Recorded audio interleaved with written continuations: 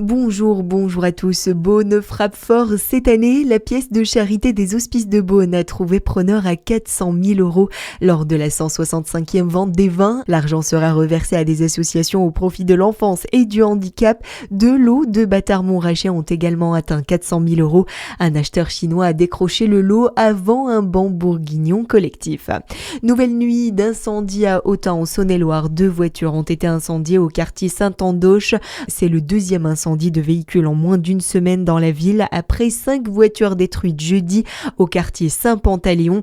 Les gendarmes ont ouvert des enquêtes pour déterminer l'origine de ces incendies. Une nouvelle exposition à Dijon intitulée « Ce que nous murmurent les murs ». Le centre d'interprétation de l'architecture et du patrimoine, le 1204, accueille une exposition consacrée à l'archéologie du bâti réalisée par l'INRAP. Les archéologues étudient les traces laissées par nos ancêtres dans l'architecture. Des traces révélées à Dijon grâce aux dernières fouilles archéologiques.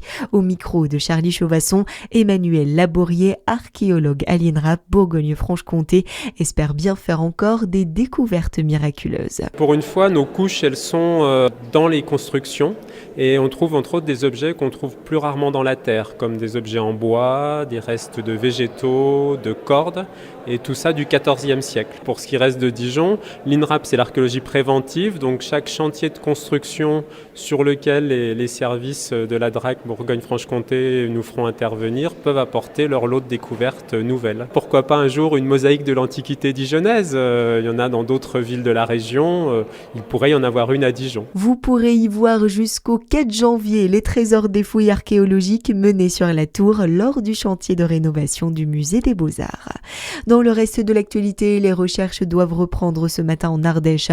Un septuagénaire est introuvable depuis hier sur la commune de Saint-Vincent-de-Barès alors que le département était placé en vigilance orange pluie inondation. Il a disparu en fin de matinée après être parti mettre sa voiture à l'abri. L'inquiétude également ce matin à Grenoble. Un jeune adolescent âgé de 12 ans a été grièvement blessé par balle dans la nuit de samedi à dimanche à proximité d'un point d'île. Hier, la victime était toujours dans le coma et son pronostic vital était engagé.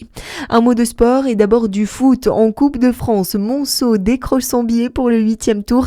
L'équipe a battu l'Etra, la Tour 2-1. D'autres équipes bourguignonnes se sont qualifiées pour le 8e tour, tout comme le FC Chalon, Isselongé et le Racing Besançon. Et du basket et exploit au Palais des Sports, la JDA Dijon rejoint la phase de groupe de la Ligue européenne après un scénario irrespirable. Battu de 3 buts à l'aller par Bera, les Dijonnaises ont recollé au score hier en s'imposant 27-24. Et à suivre votre météo sur Fréquence Plus.